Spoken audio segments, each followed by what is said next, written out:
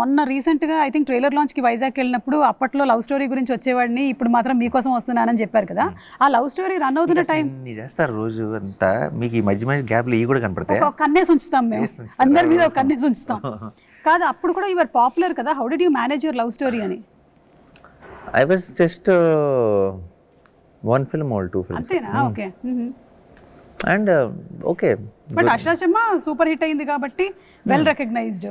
అంటే అక్కడ గుర్తుపడతారు కానీ పెద్ద ఇబ్బంది ఉండదు అప్పుడు. ఇప్పుడు వెళ్ళలేము. బట్ అండ్ లవ్ అన్నాక కొంచెం డేరింగ్గా ఏం పట్టించుకోంగా వెళ్ళిపోయాం. చాలా రకరకాలు. అసలు నేను ఒకరోజు ఫ్లైట్స్ వర్ నాట్ హ్యాపెనింగ్, బస్సులో కూడా వెళ్ళాను.